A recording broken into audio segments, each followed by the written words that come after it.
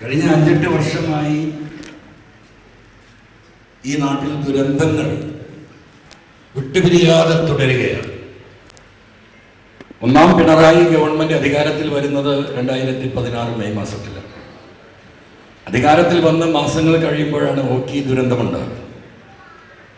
കേരളത്തിന്റെ കാസർഗോഡ് തൊട്ട് തിരുവനന്തപുരം വരെയുള്ള തീരദേശ മേഖലയിൽ വീശിയടിച്ച് ആ ചുഴലിക്കൊടുങ്കാറ്റിൽ കോടാനകോടി രൂപയുടെ നഷ്ടങ്ങളുണ്ടായി. നൂറുകണക്കിന് ആളുകൾ മരണം സംഭവിച്ചു. 10,000-കണക്കിന് വീടുകൾ തകർക്കപ്പെട്ടു. നമ്മുടെ ഒരുപാട് കാലത്തിന് ശേഷമുള്ള ദുരന്തത്തിൻ്റെ ഒരു തുടക്കം 2016 ഓഖി ദുരന്തമാണ്. ആ ഓഖി ദുരന്തത്തിൽ പോലീസിൻ്റെ ഇടപെടലും സാമൂഹ്യ പ്രവർത്തനവും കേരളം അന്ന് സല്യൂട്ട് ചെയ്തതാണ്. അതിനുശേഷമാണ് 2018 2019 പ്രളയം ഉണ്ടാകുന്നത്. ആ പ്രളയവും നിലമ്പൂരിലെ മണ്ണിടിച്ചിൽ, കവളപ്പാറയിലെ ദുരന്തമടക്കം 44,500 കോടി രൂപയുടെ നഷ്ടമുണ്ടായി 2019. നമ്മൾ കണക്കാക്കിയതല്ല. കേന്ദ്ര ഗവൺമെൻറ് അയച്ച വിദഗ്ധർ കേരളം മുഴുവൻ നടന്ന് പരിശോധിച്ചിട്ട് കേന്ദ്ര ഗവൺമെൻറ്റിന് കൊടുത്തതാണ് 44,000 കോടി. 1 രൂപ നമ്മൾക്ക് കേന്ദ്രം തന്നിട്ടില്ല. രാജ്യത്തിൻ്റെ ഭരണഘടനയനുസരിച്ച് ഇത്തരത്തിലുള്ള ദുരന്തങ്ങളിൽ കേന്ദ്ര ഗവൺമെൻറ് സഹായിക്കേണ്ട, നിർബന്ധമായും സഹായിക്കേണ്ട ഘട്ടത്തിൽ പോലും സഹായിച്ചില്ല എന്ന് മാത്രമല്ല, അവിടെയും ആ പ്രത്യേക ഘട്ടത്തിൽ കേന്ദ്രം നൽകിയ ചില്ലറ സഹായങ്ങൾ, നേവി, ഹെലികോപ്റ്റർ, കുറച്ച് അരി ഭക്ഷണം, കുറച്ച് റേഷൻ, ഇത് കഴിഞ്ഞ് കേരളത്തിൽ നിന്ന് 1,773 കോടി രൂപ ബില്ലെഴുതി വാങ്ങി ഒരു ഗവൺമെന്റ്. അത് കഴിഞ്ഞ് 2019 നമ്മുടെ നാട്ടിൽ വീണ്ടും കവളപ്പാറയടക്കം അതിശക്തമഴയും കാലം തെറ്റിയ മഴയും എല്ലാം ഉണ്ടായി. വലിയ ദുരന്തമുണ്ടായി. 10-60 ആളുകൾ മണ്ണിനടിയിലായി പോയി. ആ ദുരന്ത മേഖലയിൽ ആ പ്രദേശത്തിലെ ഒരു ജനപ്രതിനിധി എന്ന നിലയ്ക്ക് ഞാൻ നേരിട്ട് ഇടപെട്ടത്. അന്ന് പോലീസ് എടുത്തൊരു എഫർട്ട്, അന്നത്തെ എടക്കര CI മനോജ് പറയാതിരിക്കാൻ കഴിയില്ല. അദ്ദേഹത്തിൻ്റെ നേതൃത്വത്തിൽ നിലമ്പൂരിലെ മുഴുവൻ സ്റ്റേഷനുകളിലെയും പോലീസ് ഉദ്യോഗസ്ഥർ നടത്തിയ ഒരു 10-15 ദിവസം നീണ്ടു നിൽക്കുന്ന കഠിനാധ്വാനം, ജില്ലാ പോലീസ് സൂപ്രണ്ട് ഉൾപ്പെടെയുള്ള, ഞാൻ എടുത്ത് പറയാൻ കാരണം അദ്ദേഹം എടുത്തൊരു എഫർട്ട് നേർക്ക് നേരെ ആ കൂടെ നിന്ന് അനുഭവിച്ചൊരു വ്യക്തിയാണ്. പോകാൻ പറഞ്ഞാലും പോവില്ല. രാത്രി 9 മണി വരെ ഉണ്ടാവും. രാവിലെ 5 മണിക്ക് അദ്ദേഹം അവിടെ തിരിച്ചെത്തും. പലരും അവിടെ ഉണ്ടായിരുന്ന പല ഓഫീസർമാർ, ഞാൻ ഉദാഹരണം എന്ന നിലയ്ക്ക് പറയുള്ളൂ. അത് കഴിഞ്ഞ് നമ്മൾക്ക് വന്നത് എന്താണ്? നമ്മുടെ കൊറോണയാണ്. ആ 2 വർഷക്കാലം പോലീസിൻ്റെ എല്ലാ എഫർട്ടും ആ രോഗം ഈ നാട്ടിൽ പടരാതിരിക്കാൻ, ജീവൻ പണയം വെച്ച് മാസ്ക് ധരിച്ച് മറ്റേ കോട്ടിട്ട് ഈ കേരളത്തിൻ്റെ മുക്കിലും മൂലയിലും ആദ്യം നമ്മൾ രോഗം വന്നവരെ കണ്ടുപിടിക്കാനുള്ള സെർച്ചിങ് ആയിരുന്നു നടത്തിയിരുന്നു. ഒരു രോഗി ആണ് എന്ന് സംശയിക്കപ്പെടുന്നവൻ വന്നിട്ടുണ്ടെങ്കിൽ അദ്ദേഹം യാത്ര ചെയ്ത വഴികൾ, അദ്ദേഹം കണ്ടുമുട്ടിയ മനുഷ്യർ, ഇതിൻ്റെയൊക്കെ മുക്കാ പങ്ക് പണി ചെയ്തത് ആരാ? കേരളത്തിൻ്റെ പോലീസാണ്. ആ ദുരന്തങ്ങൾ കഴിഞ്ഞു. നമ്മളൊന്ന് മെല്ലെ ഇങ്ങനെ പിച്ച് വെക്കുകയാണ്. അപ്പോഴാണ് നമ്മുടെ വയനാട് ദുരന്തത്തിൽ, ആ ദുരന്തത്തിൽ പോലീസ് എടുത്ത നിലപാട് നമ്മൾ കണ്ടതാണ്. എനിക്ക് നേരിട്ട് പറയാൻ കഴിയുമ്പോൾ ഈ പറയുന്ന ചുരൽമലയിൽ നിന്ന് നേരെ കുത്തിയൊഴുകി വന്നത് മുഴുവൻ നിലമ്പൂരിലേക്ക്. 30-ാം തീയതി രാത്രി വൈകുന്നേരം നല്ല മഴയാണ്. സ്വാഭാവികമായും കവളപ്പാറ ദുരന്തത്തിന് ശേഷം ആ പ്രദേശവാസികൾ എപ്പോഴും നമ്മൾ വളരെ അലർട്ടിലാണ് നിലമ്പൂരിലെ ജനങ്ങൾ നിൽക്കുന്നത്. കാരണം നിലമ്പൂരിൽ മഴ പെയ്യേണ്ട കാര്യമില്ല. വയനാട്ടിൽ മഴ പെയ്താലും നീലഗിരിയിൽ മഴ പെയ്താലും ഈ വെള്ളം കുത്തി ഒഴുകി എത്തുന്നത് നിലമ്പൂരിലേക്കാണ്. ഈ ദുരന്തത്തിൻ്റെ ബാക്കി പത്രമാണ് നിലമ്പൂർ എല്ലാ കാലത്തും അനുഭവിക്കുന്നത്. ആ ദുരന്തമുണ്ടായി. രാത്രി 3:30 മണിക്ക് ഫോൺ വരുന്നു, ഭയങ്കരമായി പുഴയിൽ വെള്ളം കയറി. അപ്പം അന്ന് അവിടെ വോളണ്ടിയേഴ്സ് രാത്രി പലരും ഉറങ്ങിയിട്ടില്ല. ഈ വെള്ളത്തിൻ്റെ കയറ്റം 12:30 1 മണിക്ക് ഞാനന്ന് ഫോൺ അലാം വെച്ചാൽ കിടന്നത്. 12 മണിക്കും 1 മണിക്കും 2 മണിക്കും അലാം വെച്ചാൽ കിടക്കുന്നത്. 12:30 മണിക്ക് ഇവിടെ നിന്ന് ഒരു റിയാസ് എന്ന് പറയുന്ന ഒരു ചെറുപ്പക്കാരൻ വിളിച്ചിട്ട് പറഞ്ഞു ഭയങ്കര പ്രതിസന്ധിയിലേക്ക് പോകും എന്നാ തോന്നുന്നത്. ഞാൻ പറഞ്ഞു റിയാസ് നീ ഉറങ്ങരുത്, ഉമ്പഴിൻ്റെ വക്കിലാണ്, ടോർച്ച് എടുത്ത് വെക്ക്, നോക്കണം. അങ്ങനെ 1 മണിക്ക് ഞാൻ അങ്ങോട്ട് വിളിച്ചു. അപ്പോഴും പറഞ്ഞു വെള്ളം കയറിക്കൊണ്ടിരിക്കുന്നത്. ഞാൻ പറഞ്ഞു നീ എല്ലാവരും വിളിച്ചുണർത്ത ഒരാളും ആ പുഴവക്കത്ത് പെട്ടെന്ന് വെള്ളം കയറുന്ന 10-100ഓളം വീടുകളുണ്ട്. ആളുകളൊക്കെ വിളിച്ചുണർത്തി. രാവിലെ 6 മണി 6:15 ഞാൻ മുണ്ടേരിയിലെത്തി. ആദ്യത്തെ ബോഡി കാണുമ്പോൾ ഞാൻ DYSPയെ വിളിക്കുക സന്തോഷത്തിന്. അപ്പോഴേക്കും അദ്ദേഹം അവിടെ പുറപ്പെട്ടിട്ടുണ്ട്. ആദ്യം കാണേണ്ട ബോഡി ഒരു ഫുൾ ബോഡിയാണ്. പിന്നെ ബോഡി എന്ന് പറയുന്നത് നമുക്കിവിടെ വിവരിക്കാൻ കഴിയില്ല. അതിൽ പങ്കെടുത്തവരും ഉണ്ടാവും ഇവിടെ. പകുതി ബോഡി കാല്, കൈ, ചെവി, ലിവർ, കൊടൽമാലകൾ ഇങ്ങനെ വരിക. 2 ദിവസം എനിക്ക് പേഴ്സണലായിട്ട് ഇടപെടാൻ കഴിഞ്ഞില്ലല്ലോ. പിന്നീട് സുഖമില്ലാതെ പ്രശ്നമായി ഹോസ്പിറ്റലിലേക്ക് മാറേണ്ടി വന്നു. അപ്പം അവിടെയൊക്കെ ജനങ്ങളോടൊപ്പം നമ്മൾ ജനകീയ പോലീസ് എന്ന് പറയുന്നത് സത്യത്തിൽ കേരളത്തിൽ അർത്ഥവത്തായ ഒരു വാക്കാണ് എന്ന് അനുഭവത്തിൽ നമുക്ക് പറയാൻ കഴിയും. അവരാണ് ഈ നാടിനെ ഇന്ന് ഈ ദുരന്തങ്ങളിൽ മുഴുവൻ നിലനിർത്തി പോരുന്നത്. അവരെ റെസ്പെക്ട് ചെയ്യേണ്ട ബാധ്യത കേരളത്തിലെ കേരളീയ സമൂഹത്തിനുണ്ട്. അതുകൊണ്ടാണ് പോലീസിന് സ്ഥിരമായ ഇത്തരം കാര്യങ്ങളിൽ വലിയ കയ്യടിയും പ്രോത്സാഹനവും കിട്ടുന്നത്. അപ്പോൾ പണ്ടുണ്ടായിരുന്ന ലോ ആൻഡ് ഓർഡർ സിറ്റുവേഷനിൽ നിന്ന് ഇന്നത്തെ ഈ പ്രത്യേകിച്ചുള്ള കാലാവസ്ഥാ വ്യതിയാനം തൊട്ട് രോഗങ്ങൾ തൊട്ട് നാട്ടിലനുഭവിക്കുന്ന എല്ലാ പ്രതിസന്ധികൾക്കും അതിനെ കാവൽ നൽകുകയും അതിന് ഉത്തരം പറയുകയും അതിന് സംരക്ഷണം ഏർപ്പെടുത്തുകയും ചെയ്യേണ്ടവരായി സാധാരണ ചെയ്യുന്ന ഡ്യൂട്ടിയിൽ നിന്നും 10 മടങ്ങ് രാപ്പകലില്ലാതെ അധ്വാനിക്കേണ്ട ഒരവസ്ഥയിൽ കേരളത്തിൻ്റെ പോലീസ് അഭിമാനകരമായ പ്രവർത്തനം നടത്തി കേരളത്തിൽ മുന്നോട്ട് പോവുകയാണ്. അപ്പോൾ അതിനിടക്കുണ്ടാകുന്ന ചില പുഴുക്കുത്തുകൾ അതാണ് പലപ്പോഴും ഈ ഗവൺമെന്റിനെയും മുഖ്യമന്ത്രിയെയും ഒക്കെ പല ഘട്ടത്തിലും പ്രതിസന്ധിയിലാക്കിയിട്ടുള്ളത്. ഈ ഗവൺമെന്റ് 2016 അധികാരത്തിൽ വന്നതിന് ശേഷം കേരളത്തിന്റെ പ്രിയപ്പെട്ട മുഖ്യമന്ത്രി, ആഭ്യന്തര വകുപ്പ് കൈകാര്യം ചെയ്യുന്ന മന്ത്രി ശ്രീ പിണറായി വിജയൻ കേരളത്തിന്റെ വിധം പോലീസിന് ആത്മാർത്ഥമായും സത്യസന്ധമായും നീതിപൂർവമായും പ്രവർത്തിക്കാനുള്ള ഫ്രീഡം നൽകിയ ഒരു കാലഘട്ടം കേരളത്തിന്റെ രാഷ്ട്രീയ സാഹചര്യം പരിശോധിച്ചാൽ അനുഭവമുള്ളവർക്ക് ഒരാൾക്കും പറയാൻ കഴിയില്ല. എനിക്ക് 57 വയസ്സായി. നമ്മളൊരു 10ാം ക്ലാസ്സിൽ നിന്ന് തുടങ്ങിയ പൊതുപ്രവർത്തനം ഒരു 10-40 കൊല്ലത്തെ അനുഭവം വ്യക്തിപരമായി നമ്മൾക്കൊക്കെ തന്നെയുണ്ട്. ഈ കാലഘട്ടത്തിലൊക്കെ രാഷ്ട്രീയങ്ങൾ മാറി മറിയുകയും പുതിയ ഗവൺമെന്റുകൾ വരികയും നമ്മുടെ സുഹൃത്തുക്കളും ബന്ധുക്കളും ഒക്കെ ഈ ഡിപ്പാർട്ട്മെന്റിലൊക്കെ പ്രവർത്തിക്കുകയും ഒക്കെ ചെയ്യുന്നുണ്ട്. ഇപ്പൊ ഇവിടെ ഇരിക്കുന്ന വിക്രം DYSP എൻ്റെ കോളേജ് മേറ്റാണ്. ഇപ്പോൾ IPS കൺഫർ ചെയ്ത നമ്മുടെ ആലപ്പുഴ SP ചന്ദ്രമാൻ എൻ്റെ ബാച്ച്മേറ്റാണ്. അപ്പോൾ നമ്മൾ ഈ പറയുന്നത് നമ്മൾ ഈ മനുഷ്യരൊക്കെ ആയി ബന്ധപ്പെട്ട് ഇത്തരം വിഷയങ്ങളിലും ഒക്കെ നമ്മൾ ഇടപെട്ട് പ്രവർത്തിച്ചാണ് വരുന്നത്. അപ്പം ഈ ഗവൺമെന്റ് അധികാരത്തിൽ വന്നതിന് ശേഷം ഈ സ്വാതന്ത്ര്യത്തോടൊപ്പം നിങ്ങളുടെ പ്രശ്നങ്ങൾ പരിഹരിക്കാൻ, നിങ്ങളുടെ ജോലിഭാരം കുറയ്ക്കാൻ, ഒരു പോലീസ് സ്റ്റേഷനിൽ നിങ്ങൾക്കൊന്ന് റെസ്റ്റ് എടുക്കാൻ, നിങ്ങൾക്ക് മാനസികമായ പിരിമുറുക്കങ്ങൾ ഉണ്ടാകുമ്പോൾ അത് കുറയ്ക്കാൻ ഒരുപാട് വിഷയങ്ങളിൽ സൈക്കോളജിക്കലായിട്ടും സയന്റിഫിക് ആയിട്ടും പ്രാക്ടിക്കലായിട്ടും ഈ ഗവൺമെന്റ് ഇടപെട്ടിട്ടുണ്ട്. ഇല്ല എന്ന് പറയാൻ കഴിയില്ല. ഇപ്പോൾ 2016 ശേഷം 6000-ഓളം പോലീസ് ഉദ്യോഗസ്ഥർ പുതുതായി ഈ സേനയിലേക്ക് കടന്നു വന്നിട്ടുണ്ട്. 6ാമതൊരു ബറ്റാലിയൻ ഉണ്ടാക്കി, സ്ത്രീകൾക്ക് പ്രത്യേക ബറ്റാലിയൻ ഉണ്ടാക്കി. പോലീസുകാരുടെ ജോലി സമ്മർദ്ദം കുറക്കണം എന്ന നിലപാടിൽ തന്നെയാണ് ഈ ഗവൺമെന്റും ബഹുമാനപ്പെട്ട മുഖ്യമന്ത്രി അതിനുള്ള പരിശ്രമങ്ങൾ നടത്തിക്കൊണ്ടിരിക്കുകയാണ്. പക്ഷേ ചില ഘട്ടങ്ങളിൽ ഇപ്പൊ എനിക്ക് തന്നെ അറിയാം, ഞാൻ ആദ്യം സൂചിപ്പിച്ചതുപോലെ ഒരു പൊതുപ്രവർത്തകൻ എന്ന നിലയ്ക്ക് ജനങ്ങൾ നമ്മളെ ബന്ധപ്പെടും, പല ഉദ്യോഗസ്ഥരും ബന്ധപ്പെടും. മിക്കവാറും ബന്ധപ്പെടുന്ന ഏത് വിഭാഗത്തിൽപ്പെട്ട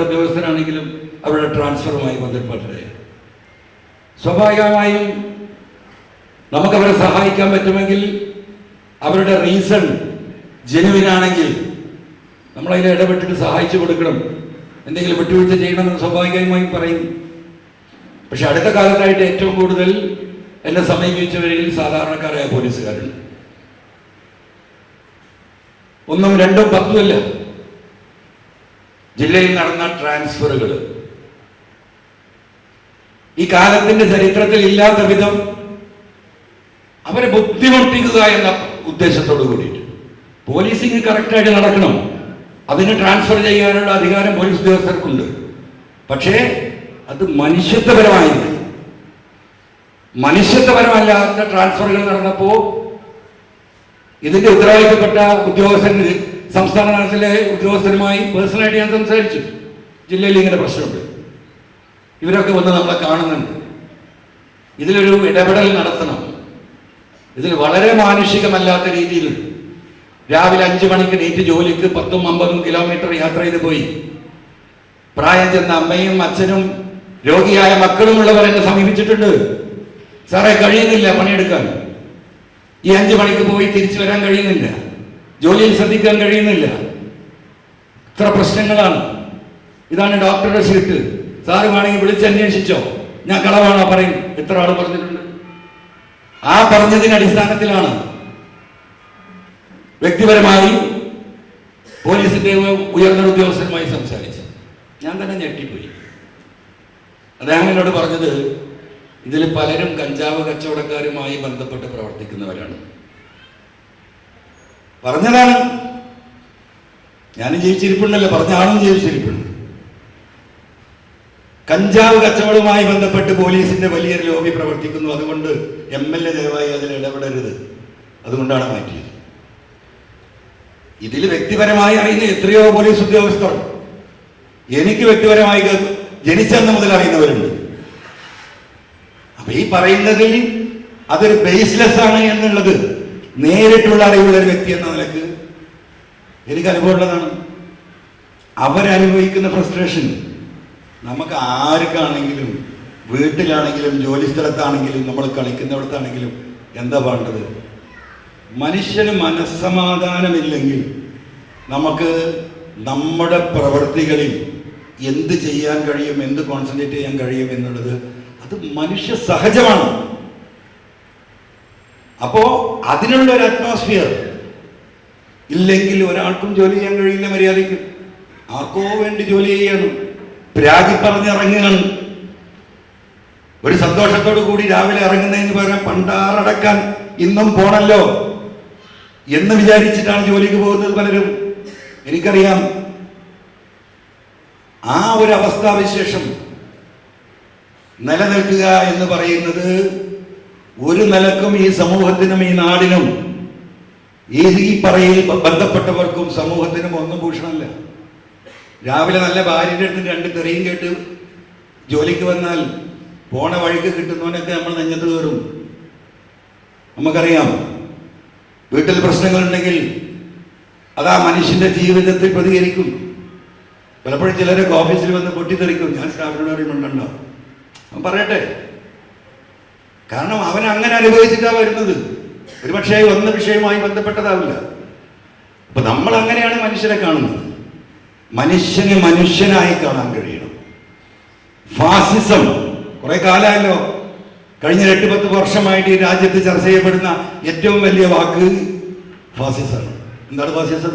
ഞാൻ പറയണ്ടല്ലോ, അടിച്ചമർത്തി, അമർത്തി, അടിമപ്പെടുത്തി, ഭീഷണിപ്പെടുത്തി അപ്പുറത്ത് നിൽക്കുന്നവനെ അവനെ തനിക്ക് അടിമയാക്കുന്ന പച്ച മലയാളമാണ് ഫാസിസം, അല്ലെ? അപ്പൊ ആ ഫാസിസത്തിന്റെ ചില വഴികൾ, ചില പുഴുക്കുത്തുകൾ ഒരിക്കലും നാടിന് ഭൂഷണമല്ല. ഇവർക്ക് വേറെ എന്തെങ്കിലും പ്രശ്നങ്ങളുണ്ടെങ്കിൽ അത് ഈ സബോർഡിനേറ്റ്സിന്റെ നെഞ്ഞത്ത് കയറാനല്ല ഉപയോഗപ്പെടുത്തേണ്ടത്. ഇവിടെ ജനങ്ങളുടെ ഇടയിൽ നടക്കുന്നവർക്കാണ് ഈ കാര്യങ്ങൾ അറിയുക. ജില്ലമേടയിലും AC കൊട്ടാരങ്ങളിലും ഇരിക്കുന്നവർക്ക് അറിയില്ല. ഒരു ഘട്ടം കഴിഞ്ഞാൽ ജനം പ്രതികരിക്കും. ഞാനൊരു ഭരണകക്ഷി MLA എന്ന നിലയ്ക്ക് എനിക്ക് പരിമിതികളുണ്ട്. ആ പരിമിതികൾ മനുഷ്യന്റെ ഒരു എന്താ പറയാ വളരെ നമുക്കതിൽ ഇടപെടാൻ കഴിയാത്ത ഒരു മോശപ്പെട്ട സംഗതിയായിട്ടൊന്നും ആരും കരുതണ്ട. ഒരു ഘട്ടം കഴിഞ്ഞാൽ ആരും പ്രതികരിക്കും. നമ്മൾ കണ്ടുകൊണ്ടിരിക്കില്ലേ ബംഗ്ലാദേശിൽ ഇപ്പം എന്താ സ്ഥിതി? പ്രസിഡന്റിന്റെ അടിവസ്ത്രമായിട്ടാണ് നാട്ടുകാർ നടന്നത്, അല്ലേ? കണ്ടില്ലേ? ഘട്ടങ്ങളുണ്ട് മനുഷ്യർക്ക്. ആ ഘട്ടങ്ങളിലേക്ക് ഇത് എത്തിക്കാതെ നോക്കണം. ഈ നല്ല കാര്യങ്ങൾ മുഴുവൻ ഉണ്ടാകുമ്പോഴും ഒരു ഗവൺമെന്റിനെ ഈ പറഞ്ഞ രീതിയിൽ പ്രതിസ്ഥാനത്തേക്ക് എത്തിക്കുന്ന അവസ്ഥയിലേക്ക് കാര്യങ്ങൾ കൊണ്ടുപോകും. ശരിയാണോ? ഞാൻ എൻ്റെ അനുഭവം പറയാം, അതെനിക്ക് പറയാലോ. ഞാൻ ഈ അസോസിയേഷനിൽ എന്നെ വിളിച്ചപ്പോഴേ പറഞ്ഞ എൻ്റെ കാര്യം ഞാൻ പറയും, അല്ലെങ്കിൽ ഞാൻ വരുന്നില്ല. എൻ്റെ അനുഭവം എനിക്ക് പറയാലോ. കേരളത്തിലെ ഒരു നമ്പർ 1 ഫ്രോഡ് മറുനാടൻ മലയാളി, നിങ്ങൾക്കൊക്കെ അറിയാം, അറിയില്ലേ? ഈ നാടിലെ വർഗീയ വിദ്വേഷം പരത്താൻ കഴിഞ്ഞ 5-8 വർഷമായി നിരന്തരമായി പ്രവർത്തിക്കുന്നവൻ. അവൻ മതവിരോധിയോ അല്ലെങ്കിൽ വർഗീയവാദിയോ അതിന്റെ ബേസിലല്ല. മതവിദ്വേഷം പറഞ്ഞാലേ കാണാൻ ആളെ കിട്ടൂ. അപ്പൊ അതിനെന്താ, ഈ പറയുന്നവരും കേൾക്കും, എതിർ വിഭാഗത്തിൽപ്പെട്ടവർ 2 കൂട്ടർക്കാണ്. അദ്ദേഹത്തിന്റെ വരുമാനം 3-3.5 കോടിയാ ഒരു വർഷം. ഹൈക്കോടതിയിൽ ഞാൻ കൊടുത്ത പേപ്പറാ ഈ മാധ്യമങ്ങളിൽ ലഭിക്കുന്നത്. ഇത് വലിയൊരു ദേശീയ പ്രശ്നമായി നാടിൽ, ഈ കേരളത്തിൽ. ഇവിടെ ഇപ്പൊ നമ്മളെല്ലാവരും ഉണ്ട്. നമ്മൾ ജാതി മതം നോക്കിയിട്ടാണ് നമ്മൾ ജീവിക്കുന്നത്. ചില വിഭാഗങ്ങളെ തമ്മിലെ അകർത്താൻ വേണ്ടിയിട്ട് ഇത്തരത്തിലുള്ള വ്യാജ പ്രചരണം നിരന്തരമായിട്ട്. ഒരു ഘട്ടത്തിൽ നമുക്കൊരു ദേശീയബോധം, ഈ നാടിനോട് കമ്മിറ്റ്മെന്റ് ഉണ്ട്. ആ യൂട്യൂബർ എന്റെ പെങ്ങളെ കെട്ടി കാര്യം എടുത്തിട്ടൊന്നുമില്ല. എനിക്കൊരു വൈരാഗ്യം വരാൻ ആ വിഷയത്തിൽ ലീഗലായിട്ട് നമ്മൾ ഇടപെട്ടു. എത്ര പോലീസ് ഓഫീസർമാരെ കുടുംബം കലക്കിയിട്ടുണ്ട്. നെയ്യാറ്റിൻകര DYSP എങ്ങനെ ആത്മഹത്യ ചെയ്തത്? ഞാൻ അദ്ദേഹത്തിന്റെ കുടുംബത്തെ കണ്ടവനാ. എത്ര പോലീസ് ഓഫീസർമാർ. ഇപ്പം ASP ഫിറോസ് ഇവിടെ ഇരിക്കുന്നുണ്ട്. നാളെ അദ്ദേഹത്തെ തകർക്കണമെന്ന് വിചാരിച്ചാൽ പിന്നെ അങ്ങോട്ട് ഇരുന്ന് പറയാം. എന്താ പറയുന്നത്? അദ്ദേഹത്തിന്റെ ഭാര്യ അങ്ങനെ, അദ്ദേഹത്തിന്റെ മകൾ ഇങ്ങനെ, അദ്ദേഹത്തിന്റെ അളിയൻ ദുബായിൽ ആ കള്ളക്കച്ചവടം, പുറത്തേക്ക് ഇറങ്ങാൻ കഴിയാത്ത വിധം ഇമ്മോറലൈസ് ചെയ്ത് കളയും. വല്ല മാർഗമുണ്ടോ? കേട്ടിരിക്കുക, സഹിക്കുക, കാല് പിടിക്കുക, അല്ലേ? ഇത് തുടർന്നപ്പോഴാണ് ഇതിനൊരു അന്ത്യമുണ്ടാകണം എന്ന നിലക്ക് നമ്മളൊരു നിയമ പോരാട്ടത്തിന് ഇറങ്ങുന്നത്. എത്ര കേസെടുത്തു പോലീസ്? പോലീസിന്റെ ചെറിയ തോണ്ടില്ല, ചെറിയ ഇവൻ പോലീസിന്റെ നിങ്ങളുടെ പ്രൈവറ്റ് വയർലെസ് മെസ്സേജ് ഈ നാട്ടുകാരെ മുഴുവൻ കേൾപ്പിച്ചില്ലേ? SP കൊടുക്കുന്ന മെസ്സേജ്, DYSP കൊടുക്കുന്ന മെസ്സേജ്. എന്താ വാർത്ത? പ്രേക്ഷകരെ ഞാൻ ഇതാ കേരളത്തിലെ ഞെട്ടിക്കുന്ന, അങ്ങനെയാണ് അവന്റെ തുടക്കം. പോലീസിന്റെ ഏറ്റവും സീക്രട്ട് ആയിട്ടുള്ള വയർലെസ് മെസ്സേജ് ഇതാ കേൾക്കുക. കേസ് കൊടുത്തു.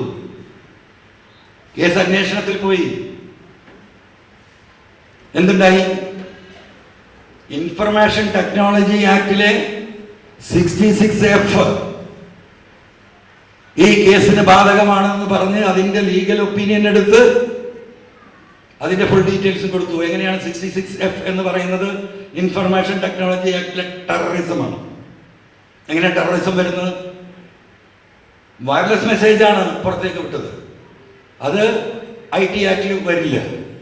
പക്ഷേ കേരള പോലീസിന്റെ വയർലെസ് ഇവിടുത്തെ കമ്പ്യൂട്ടർ സോഫ്റ്റ്വെയറുമായി ഇന്റഗ്രേറ്റ് ചെയ്ത സിസ്റ്റത്തിലാണ് വർക്ക് ചെയ്തത്. ആ സിസ്റ്റം പ്രകാരം ഇത് 66F അട്രാക്ട് ചെയ്യും എന്ന് പറഞ്ഞു. ആരാ? PV Anwar അല്ല.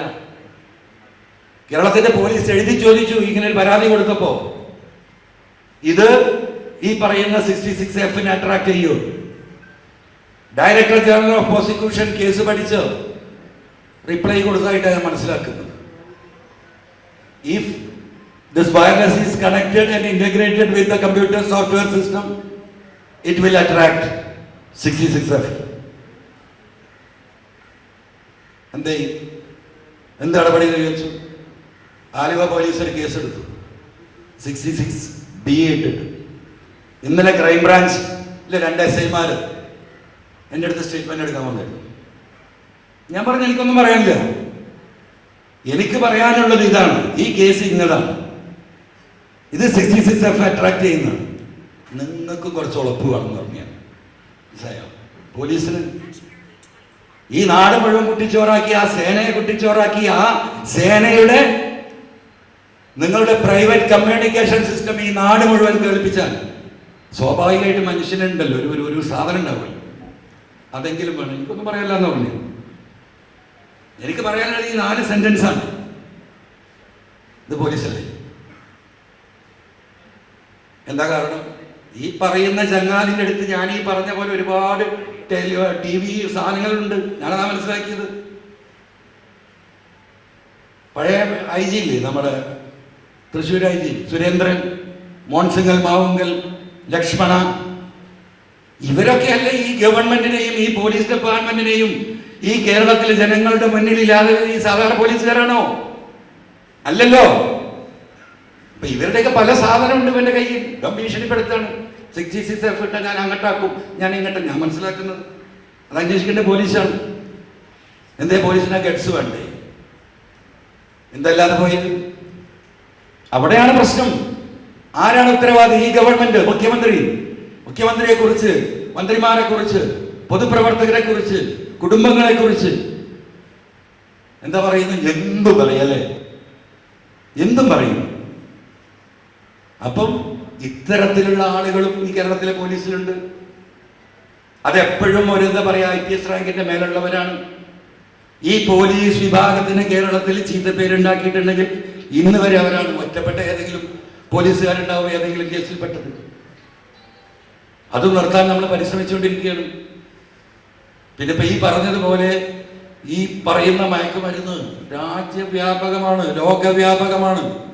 നമ്മളത് നിയന്ത്രിക്കാനുള്ള പരമാവധി പരിശ്രമം നടത്തിക്കൊണ്ടിരിക്കുന്നു. പോലീസിന്റെ വലിയ ശ്രദ്ധ ആ വിഷയത്തിൽ ഇനിയും ഈ ജില്ലയിൽ ഉണ്ടാവണം എന്ന കാര്യത്തിൽ ഒരു അഭിപ്രായ വ്യത്യാസം എനിക്കില്ല. എക്സൈസ് ഡിപ്പാർട്ട്മെന്റ് അവരെ പറ്റിയതുപോലെ നോക്കുന്നുണ്ട്. പക്ഷെ പോലീസ് ആവണ്ടേ? ഇതെന്റെ ഒരു അനുഭവം. രണ്ടാമത്തെ ഒരു അനുഭവം ഞാൻ പറയാം. ജില്ലാ പോലീസ് സൂപ്രണ്ട് ഇവിടെ ഇരിക്കുന്നുണ്ടല്ലോ. എനിക്കൊരു 1-2 പാർക്ക് ഉണ്ടല്ലോ, നാട്ടുകാർക്കൊക്കെ അറിയുന്ന കാര്യമാണ്. അതിലൊരു പാർക്ക് കോടതി വിധിയുടെ ഭാഗമായിട്ട് പൊളിച്ചിരുന്നു. അവിടെ ഒരുപാട് സാധനങ്ങൾ ഉണ്ടായിരുന്നു. നിങ്ങൾ കേൾക്കണം, 9 ലക്ഷം വില വരുന്ന റോപ്പ് വേക്ക് ഉപയോഗിച്ചിരുന്ന സ്റ്റീൽ കേബിൾ, 2300 ചില കിലോ വെയിറ്റ്. മനസ്സിലായോ? ഒരാൾക്കും 2 ആൾക്കും 10 ആൾക്കും കൊണ്ടുപോകാൻ കഴിയില്ല. ഒരു സംഘമായി അതിന്റെ സംവിധാനത്തോടു കൂടി വന്ന് മാത്രമേ കൊണ്ടുപോകാൻ സാധിക്കുള്ളൂ. കൊണ്ടുപോയിട്ട് 5-8 മാസമായി. 3 പ്രാവശ്യം ജില്ലാ പോലീസ് സൂപ്രണ്ടിനെയും വിളിച്ചു. ഒരു വിവരമില്ല. ഞങ്ങൾക്ക് കിട്ടിയ ചില ഇൻഫർമേഷൻ പോലീസിന് നമ്മൾ കൈമാറി. അതിലൊരു സ്ത്രീയെ മാത്രം വിളിച്ച് ചായ കൊടുത്ത് വിട്ടു തന്നെ അറിഞ്ഞു. മനസ്സിലായോ? ഞാൻ അടുത്ത നിയമസഭാ സമ്മേളനത്തിൽ തെളിവടക്കം കേരളത്തിലെ നിയമസഭയിൽ പറയാൻ പോവുക. ഇങ്ങനെയുണ്ട് ഒരു പോലീസിന്? ഇങ്ങനെയാണോ? എങ്ങനെ ഏത് പൊട്ടന് കണ്ടുപിടിക്കാൻ കഴിയില്ല? ഇത്രയും വലിയ സാധനം, ഇത്രയും ആളുകൾ ആ കാട്ടിൻ്റെ ഉള്ളിൽ നിന്ന് എടുത്തുകൊണ്ടുപോയിട്ട് ഇത്രയും ദിവസമായി കണ്ടെത്താൻ കഴിഞ്ഞില്ല. എന്താ? അത് അൻവർ MLA അവിടെ കിടന്നോട്ടെ. മനസ്സിലായോ? അതവിടെ കിടക്കട്ടെ. അപ്പൊ ഇനി ഇതൊന്നും പറയാതിരിക്കാൻ നിവൃത്തില്ല. പ്രതികരിക്കേണ്ട ഘട്ടത്തിലേക്ക് കിടക്കുന്നു, ഞങ്ങൾ പ്രതികരിക്കും. അതിനൊരു തർക്കവും നിങ്ങൾ ആരും കരുതിയിട്ട് കാര്യമില്ല. ഞങ്ങൾ ഡ്യൂട്ടി ചെയ്യുന്നു, നിങ്ങൾ നിങ്ങളുടെ ഡ്യൂട്ടി ചെയ്യുന്നു.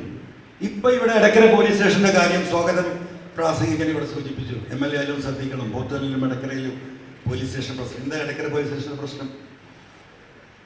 ഈ പോലീസ് സ്റ്റേഷനും പോലീസുകാരെയും ഒക്കെ വ്യക്തിപരമായി ഇടപെടുകയും പോവുകയും ചെയ്ത 2 കൊല്ലം അവിടെ പ്ലാസ്റ്റിക് ഷീറ്റ് വാങ്ങിക്കൊടുത്ത് ഞാനാ എന്തിന് എടക്കര പോലീസ് സ്റ്റേഷനിൽ വെള്ളം ചോർന്നു വെച്ചു. അങ്ങനെ ജനങ്ങളെ കൂട്ടി നമുക്ക് കുറച്ച് സ്ഥലം കണ്ടെത്തണമെന്ന് പറഞ്ഞു. അവിടെ ഒരു ഫാമിലിയെ പോയി കയ്യും കാലും പിടിച്ച് 50 സെന്റ് സ്ഥലം ജില്ലാ പോലീസ് സൂപ്രണ്ടിന്റെ പേരിൽ രജിസ്റ്റർ ചെയ്ത് കൊടുത്തിട്ട് 3.5-4 വർഷമായി.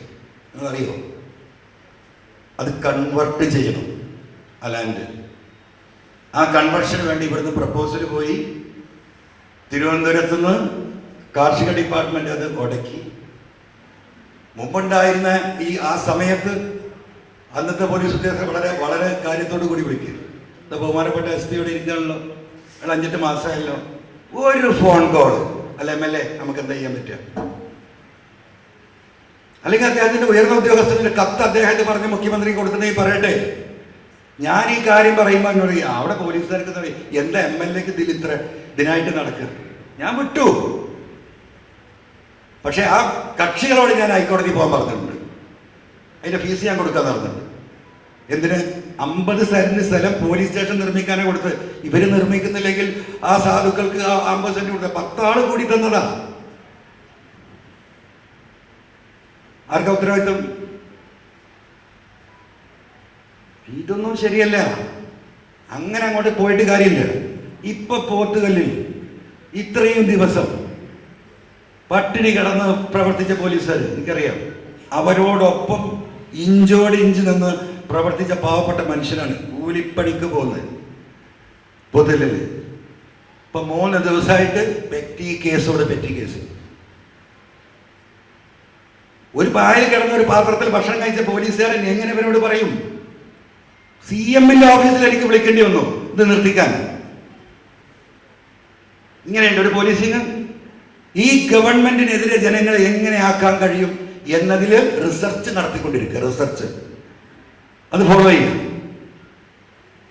ഇതാണ് രീതി. നിരവധി പെറ്റി കേസുകളെ വിളിച്ചാൽ എന്താ പറയുക? CAS ഞങ്ങൾക്ക് ഒരു രക്ഷയില്ല സാറേ, ഞങ്ങൾക്ക് കോട്ടയാണ്. എന്തത് കോട്ട? ഈ ഗവൺമെന്റിന് ഉമിനീര് കുടിച്ചിട്ട് വിശപ്പും ദാഹമൊന്നും മാറില്ല. ഈ ഗവൺമെന്റിന് സാമ്പത്തിക പ്രതിസന്ധി ഉണ്ട്.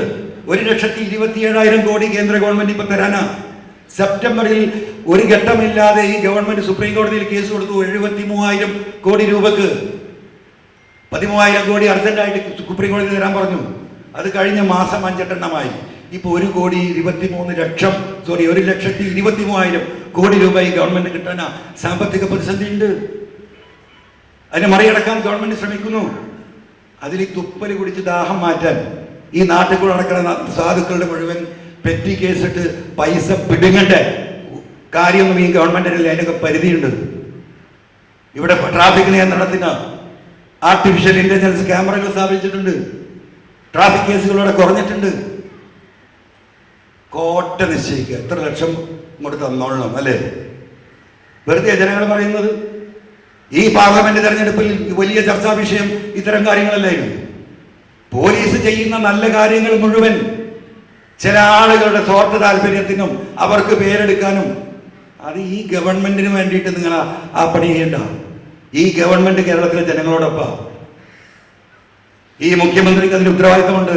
അദ്ദേഹം ആ ഉത്തരവാദിത്തം ഏറ്റെടുത്ത് തന്നെ പറയേണ്ട രീതിയിൽ പറയുന്നുണ്ട്. പക്ഷെ എന്താ അറിയാം, ചിലവർക്ക് ഇപ്പൊ കേന്ദ്രത്തിന്റെ നിലപാടെന്താ? ഈ ഗവൺമെന്റ് എങ്ങനെയെങ്കിലും ഇല്ലാതെ നശിച്ച് നാരായണക്കല്ലടയണം. അതാണ് സാമ്പത്തികമായി ഒരുക്കുന്നത്. പെൻഷൻ കൊടുക്കാൻ പൈസ ഉണ്ടാവരുത്, ശമ്പളം കൊടുക്കാൻ പൈസ ഉണ്ടാവരുത്, നിങ്ങൾക്ക് എന്തെങ്കിലും റിലീഫ് എല്ലാവരും എതിരാവണം. അതാണല്ലോ കേന്ദ്രത്തിന്റെ ആവശ്യം. ആ ആവശ്യത്തിന് കുടപിടിക്കുന്ന ഈ ഗവൺമെന്റിനെതിരെ ജനങ്ങളുടെ മനോവികാരം ഉണ്ടാക്കാൻ ചില ആളുകൾ ശ്രമിക്കുന്നുണ്ട്. ആ ശ്രമം ചിലപ്പോഴൊക്കെ അതിന്റെ ഫലം കാണുന്നുണ്ട്. അങ്ങനെ ദുരുദ്ദേശപൂർവമായി ഞാൻ എന്തോ വലിയ ആളാണ്. SP കുറെ സിം കാർഡ് പിടിച്ച് ഞാൻ കണ്ടു. നമ്മളെ 10 ലക്ഷത്തിന്റെ മുതലിന് യാതൊരു വിവരമില്ല. കുറെ സിം കാർഡുകൾ അതിന്റെ വീഡിയോസ് ഇങ്ങനെ കണ്ടെടുക്കുക. SP കാണുന്നത് ഞാൻ TV-യിലാണ്. പക്ഷെ അദ്ദേഹത്തിന്റെ ഉത്തരവാദിത്തമല്ലേ? ഞാനൊരു പൊതുപ്രവർത്തകനല്ലേ? എൻ്റെ വീടിൻ്റെ അകത്ത് ഇങ്ങനെ ഒരു സംഭവം നടന്നിട്ട് എന്നെ ഒന്ന് വിളിച്ചിട്ട് എന്താ പറയണ്ടേ? ഇപ്പൊ തന്നെ ഞാൻ 10 മണിക്കാണ് സമ്മേളനം പറഞ്ഞല്ലേ. ഞാൻ 9:50 മലപ്പുറത്ത് എത്തിയിട്ടുണ്ട്. ഞാൻ രാവിലെ ഫസ്റ്റിൽ ആരംഭിക്കുന്ന ഒരു പരിപാടി 1 മിനിറ്റ് പോലും വൈകാറില്ല. 5-10 പരിപാടി ഉണ്ടാകുമ്പോൾ 2-3 പരിപാടി കഴിഞ്ഞാൽ സ്വാഭാവികമായിട്ടും വൈകും. ഇവിടെ വിളിച്ചു പറഞ്ഞാൽ നിങ്ങൾ കുറച്ചേരം കൂടി വെയിറ്റ് ചെയ്യുക, അവിടെ എത്തിയിട്ടില്ലാണ്. ശരിയെന്നാണ്. ഒരു ചായയല്ലേ രാവിലെ കുടിക്കാൻ പറ്റുള്ളൂ. ഞാൻ 2 ചായ കുടിച്ചു മലപ്പുറത്ത്. പിന്നെ ഞാൻ 10:20 അവിടെ വന്നത്. ഇവിടെ 27 മിനിറ്റ് ഞാൻ കാത്തിരുന്നു. ഒരു കുഴപ്പമില്ല. ഒരു കുഴപ്പമില്ല, അദ്ദേഹം തിരക്ക് പിടിച്ച ഓഫീസറാണ്. ആ തിരക്കിന്റെ ഭാഗമായിട്ടാണ് അദ്ദേഹം വരായിരുന്നെങ്കിൽ എനിക്കൊരു പ്രശ്നമില്ല, നമ്മൾ ആരും കാത്തൊക്കെ തയ്യാറാം. പക്ഷെ അവൻ അവിടെ ഇരിക്കട്ടെ എന്ന് വിചാരിച്ചിട്ടാണ് വരാതിരുന്നെങ്കിൽ അത് അദ്ദേഹം തീരുമാനിക്കേണ്ട കാര്യമാണ്. മനസ്സിലായോ? അപ്പൊ ഇതൊന്നും ശരിയായ രീതികളല്ല. ഇവിടെ അമരമ്പലം പഞ്ചായത്ത്, നിലമ്പൂർ മണ്ഡലത്തിൽ നിങ്ങൾക്കറിയോ, കേരളത്തിൽ ഏറ്റവും കൂടുതൽ ലൈഫിൽ വീടുണ്ടാക്കി കൊടുത്ത് സംസ്ഥാന അവാർഡ് വാങ്ങിയ പഞ്ചായത്ത്. ഈ വർക്ക് അങ്ങോട്ട് ബ്ലോക്കായി. എന്തേ? ഈ 4 ലക്ഷത്തിന്റെ വീട്, അതിലൊരു 2 കോരി മണ്ണിടണ്ടേ? മരിച്ച സമ്മതിക്കില്ല. മനസ്സിലായോ? ഒരു പ്രാവശ്യം ഞാൻ നേരിട്ട് വിളിച്ചു പറഞ്ഞു. അത് കഴിഞ്ഞ് അവിടെ പഞ്ചായത്ത് പ്രസിഡന്റ് മുഴുവൻ മെമ്പർമാരും ഭരണ പ്രതിപക്ഷ ഭേദമെന്നില്ലാതെ വന്നിട്ട് SP കണ്ടു. വലിയ പ്രശ്നമുണ്ട്, 4 വട്ടം മണ്ണാണ്. അത് നിയമമാണ്. എന്താ ഈ നിയമം? എന്താണ് ഈ നിയമം? എല്ലാ നിയമങ്ങളും മനുഷ്യർക്ക് ഇവിടെ ജീവിക്കാൻ, ഓരോ നിയമത്തിനും അതിനൊരു ഇന്റൻഷൻ ഉണ്ടാവും, അതിനൊരു ക്രക്സ് ഉണ്ടാവും. ഈ രാജ്യത്തെ മലയൊക്കെ പാഴെ ഇടിച്ച് മണ്ണ് വാരി ഇവിടെ പ്രതിസന്ധി ഉണ്ടാക്കുന്നത് തടയാനുണ്ടാക്കിയ നിയമം. 4 ലക്ഷം ഉറുപ്പികയൊക്കെ നാട്ടുകാരുടെ സഹായത്തോടു കൂടി തട്ടിക്കൂട്ടി ഒരു വീടുണ്ടാക്കുന്നവന് ഒരു കൊട്ട മണ്ണിടാൻ പറ്റൂല. അതാണ് നിയമം, അതല്ല നിയമം. ആ നിയമത്തിന് ഒരു ഉദ്ദേശമുണ്ട്. ആ ഉദ്ദേശത്തിന് ഘടകവിരുദ്ധമാണ് നിങ്ങളുടെ പലപ്പോഴുമുള്ള നിലപാടുകൾ. 5 സെന്റ് സ്ഥലം നാട്ടുകാർ കൊടുത്തതായിരിക്കും, അവിടെ വെട്ടുകല്ലായിരിക്കും. അപ്പൊ ഒരു 10 കല്ല് വെട്ടിയെടുത്താൽ ആ വീട്ടിന് ഉപയോഗിക്കാം. അപ്പോൾ കല്ലിന്റെ വില അറിയാമോ? 80 റുപ്യ. പിടിച്ചിട്ടേ 35-40 റുപ്യ 3 കൊല്ലം മുമ്പ് പോകുന്നതാ. എന്താ നേടിയത്? അവിടെയാണ് പ്രശ്നം. 4 ലക്ഷത്തിന്റെ വീടൊന്നും പല പോലീസ് ഉദ്യോഗസ്ഥർക്കും കാണാൻ കഴിയില്ല, ഉൾക്കൊള്ളാൻ കഴിയില്ല.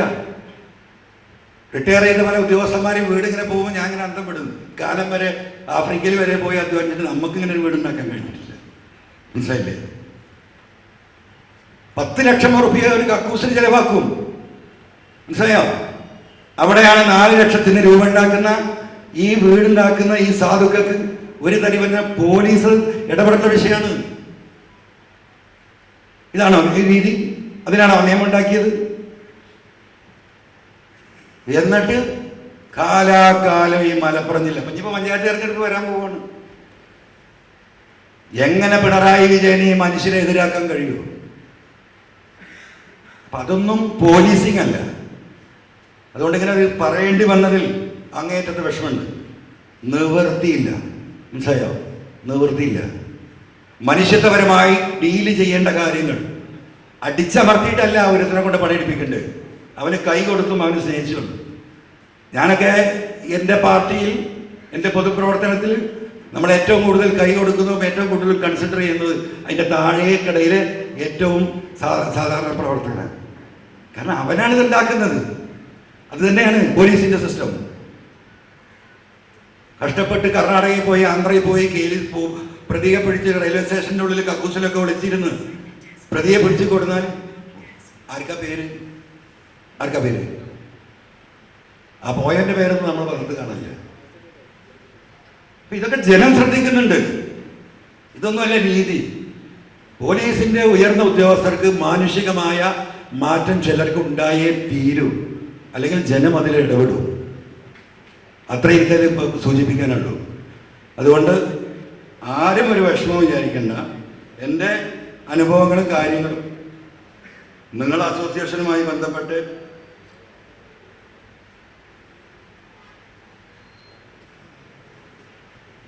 ഞാനിവിടെ സൂചിപ്പിച്ചു. 1-2 കാര്യം കൂടി ഞാൻ പറയുന്നുണ്ട്. അത് പറഞ്ഞാൽ ഇപ്പോൾ ഈ സരസാക്ക വർഷമാവും. ഞാനിപ്പോൾ തൽക്കാലം പറയുന്നില്ല. അതുകൊണ്ട് ഞാൻ അവസാനിപ്പിക്കുകയാണ്. എന്തായാലും കേരള പോലീസ് അസോസിയേഷന് എല്ലാവിധ ഭാവുകങ്ങളും നേരുന്നു. നിങ്ങളുടെ സ്വതന്ത്രമായ, സത്യസന്ധമായ, സിൻസിയറായ പ്രവർത്തനം നിങ്ങൾക്ക് ഈ കേരളത്തിലെ ജനങ്ങൾക്ക് വേണ്ടി, പോലീസിന് വേണ്ടി നിർവഹിക്കാൻ സാധിക്കട്ടെ. ഒരു പൊതുപ്രവർത്തകൻ എന്ന നിലക്ക് ആ നീതി നിഷേധത്തിൻ്റെ ഒപ്പം നിങ്ങളോടൊപ്പം ഞാനുണ്ടാകും എന്ന് അറിയിച്ച് നിർത്തുന്നു. നന്ദി. Thank you sir.